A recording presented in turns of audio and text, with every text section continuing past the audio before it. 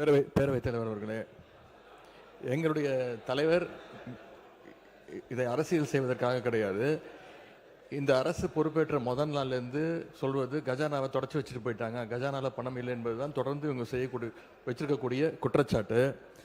அது மட்டும் இல்லை, இவங்களோட தேர்தல் பிரச்சாரத்தில் இப்போ இருக்கக்கூடிய அமைச்சர்கள், சட்டமன்ற உறுப்பினர்கள், அவங்க இயக்கத்தை சேர்ந்தவங்க நிறைய பேர் சொல்லியிருக்கிறாங்க, தொடர்ந்து இலவசமாக கொடுக்குறீங்க, எல்லாத்தையும் இலவசமாக கொடுக்குறீங்கன்னு இவங்க குற்றம் சாட்டிட்டு இன்னைக்கு காரை இலவசமாக நீங்கள் கொடுக்குறீங்க. அது உங்கள் முதலமைச்சருடைய உரிமை.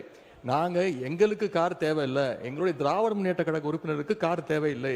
யார் யாருக்கு கார் வேணுமோ நீங்கள் வாங்கிக்கோங்க. எங்களுடைய வேண்டுகோள் என்னன்னா, வேட்புமனு தாக்கல்ல நீங்க அஃபிடவிட்ல ஃபைல் பண்ணிருப்பீங்க, யார் யாருக்கு கார் இல்லை, எவ்வளவு சொத்து இருக்கு அப்படின்னு சொல்லியிருப்பீங்க. அதுக்கு தகுந்த மாதிரி அவங்களுடைய வசதி வாய்ப்புக்கு ஏற்ற மாதிரி கார் வாங்கி கொடுங்க என்பதுதான் எங்களுடைய சஜஷன். மாண்பு சிறுபான்மைத்துறை அமைச்சர் விடுங்க, அவங்களுக்கு கொஞ்சம் விடுங்க, கொஞ்சம் சிறுபான்மையை கொஞ்சம் விடுங்க. மாண்பு சிறுபான்மைத்துறை அமைச்சர். இந்த சட்டமன்ற உறுப்பினர்களுக்கு இந்த கார் தேவைங்கிறது ஒரு சர்ச்சையாக பேசப்படுகிறது. பல ஆண்டுகளுக்கு முன்பே மாண்புமிகு முன்னாள் முதலமைச்சர் டாக்டர் கலைஞர் கருணாநிதி அவர்களால் 300க்கும் அதிகமான யூனியன் சேர்மன்களுக்கு அரசு தரப்பில் வாகனம் வழங்கப்பட்டுச்சு. இது ஒன்றும் புதுசு இல்லை. அப்போல்லாம் நிதி நிலைமை அப்பவும் இப்படி தான் இருந்தது. அப்போல்லாம் கேள்வி கேட்காம இப்போ ஒரு சட்டமன்ற உறுப்பினர்களுக்கு கிடைக்கிறது கேள்வி கேட்கறது சரியானதாக படுது. உறுப்பினர் ஏவா வேலு அவர்கள்.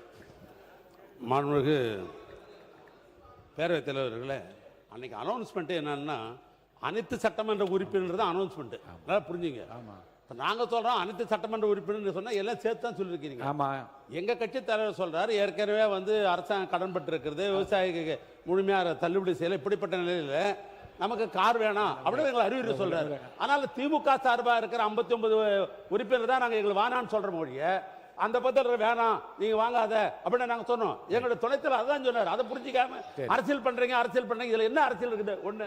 ரெண்டாவது, இப்ப 59 சட்டமன்ற உறுப்பினர் வந்திருக்கிறோம், எல்லாருக்கும் வீடு கொடுத்துருக்காங்க, கொடுக்க முடியாது.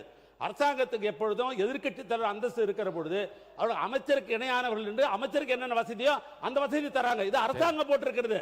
நீ நானும் பார்த்துல அது புரோட்டோகால். அது அந்த புரோட்டோகால் பிறகு அரசாங்கம் தான் நீங்க கொடுத்துருக்கீங்க. அப்புறம் அரசாங்கமே கொடுத்துட்டால் குறை சொன்னா என்ன அர்த்தம்? அதுவும் தவறு. அதனால புரிஞ்சுன்னு பேசுங்க.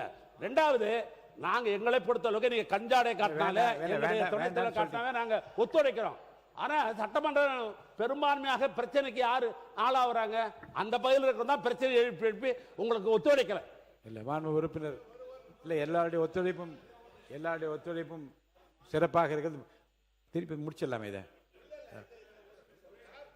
இல்ல சொல்லிட்டாங்களே, இல்ல உங்களுடைய இல்ல உங்கள் நிலைப்பாட்டை தெளிவா சொல்லிட்டீங்களே, பேசுங்க. மாண்புமிகு பேரவைத் தலைவர் அவர்களே, சிறுபான்மைத்துறை அமைச்சர் அவர்கள் சொன்னார், சேர்மனுக்கெல்லாம் தலைவர் கலைஞர் கார் கொடுத்தார். சட்டமன்ற உறுப்பினருடைய பணி வேறு, உள்ளாட்சி பிரதிநிதிகள் உள்ளாட்சியிலே தலைவராக இருக்கிறவருடைய பணி வேறு. அவங்க நேரடியாக ஒவ்வொரு இடத்துக்கும் சென்று பார்க்க வேண்டும். கொஞ்சம் தயவு செய்து சொல்றேன், கொஞ்சம் கேளு தம்பி. உள்ளாட்சித்துறை அமைச்சர் கொஞ்சம் இருங்க. காரு எங்களுக்கு வேணான்னு சொன்னதுக்கே இவ்வளவு கோவப்படுறீங்க. கொடுத்தேன்னு சொல்றாரு. ஒரு உள்ளாட்சி துறையில சேர்மனா இருக்கிறவரு, 30 பஞ்சாயத்தை பார்க்கிறவரு, 30 பஞ்சாயத்தை நிர்வாகத்தை பார்க்கிறவரு. சார், செக் பவர் உங்களுக்கு இருக்கா? சட்டமன்ற உறுப்பினர் செக் பவர் இருக்கா? உள்ளாட்சி பிரதி தலைவருக்கு செக் பவர் உண்டு. எனவே நீங்க உள்ளாட்சி தலைவர் அது கொடுக்குறோம். மாண்புமிகு பேரவைத் தலைவர் அவர்களே, ஒரு நிமிஷம் மாண்புமிகு பேரவைத் தலைவர்களே,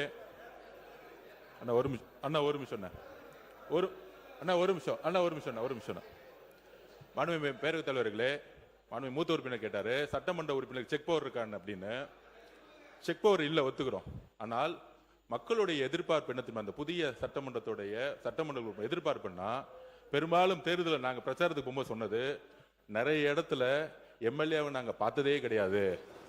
எம்எல்ஏ ஓட்டு கேட்கும் போது வந்தாரு, அதுக்கப்புறம் வரவே இல்லை. மழை வரும்போது வரல, எங்க குறைய கேட்க வரல, என் தொகுதியிலேயே அது இருந்துச்சு, எம்எல்ஏ ஆபீஸ் கூட இல்லைன்னு. அப்ப மக்களுடைய எதிர்பார்ப்பு என்னன்னா, சட்டமன்ற உறுப்பினர்கள் நாங்க தேர்ந்தெடுக்கப்பட்டு எங்களுடைய கோரிக்கையை நிறைவேற்றுறது எங்களை வந்து பாருங்கன்னு சொல்றாங்க. அப்ப பாருங்கன்னு சொல்லும்போது நடந்து போய் பார்க்க முடியாது. ஒவ்வொரு சட்டமன்றத்தை இடத்துல பார்க்கும்போது கிட்டத்தட்ட 3 லட்சம் பேர் இருந்தாங்கன்னா, இப்ப 7 வார்டு இருக்கு என் தொகுதியிலனா 7 வார்டு வந்து நம்ம நடந்து போய் பார்க்க முடியாது. அப்ப இது வந்து ஆடம்பரம் கிடையாது. இது அரசியல் ரீதியா நம்ம வந்து அமைச்சருக்கு எப்படி வந்து மூத்த உறுப்பினர் சொன்னாரோ அது வந்து அரசே கொடுத்திருக்கும். சட்டமன்ற உறுப்பினர்களுக்கு இது ஆடம்பரம் கிடையாது. ஒவ்வொரு சட்டமன்ற உறுப்பினர் மக்களை போய் சந்திக்க வேண்டும் என்ற எண்ணத்தில் தான் மாண்பு முதலமைச்சர் இந்த காரை வந்து அனௌன்ஸ் பண்ணியிருக்காரு. மக்களை சந்திக்க வேண்டும், இதுதான் முக்கிய கோரிக்கை. சந்திக்கும் போதுதான் அனைத்து டிபார்ட்மெண்டோடைய ஒவ்வொரு ஆபீஸ்க்குள்ள போய், இப்ப நீங்க வந்து உள்ளாட்சி துறையெல்லாம் இந்த ஆபீஸ்ல உட்கார்ந்துட்டு ஒரு சட்டமன்ற உறுப்பினர் கேள்வி கேட்கும் போது அந்த அதிகாரிகள் உள்ளபடியே ஒரு பயம் வரும். இல்ல வீட்டுக்குள்ளேயே உட்கார்ந்துக்கிட்டு நம்ம வந்து ஒரு அரசியல் செய்ய முடியாது. மக்களுடைய தேவைகளை ஒவ்வொரு தெருவா செய்யணும். அதுக்குதான் இந்த இதை தவிர இது ஆடம்பரம் கிடையாது. எதிர்கட்சி தலைவருடைய நிலைப்பாடுல நாங்களும் இருக்கோம். யார் யாருக்கெல்லாம் கார் இருக்கு அவங்க ஆட்டோமேட்டிக்கா யாரும் அப்ளை பண்ண போறது இல்லை. ஆனா ஒரு முதலமைச்சருடைய அறிவிப்பு பொதுவான அறிவிப்பா தான் இருக்க முடியும். இதுதான் ஒரு அரசுடைய புரோட்டோகால். மாண்புமிகு உறுப்பினர்களுக்கு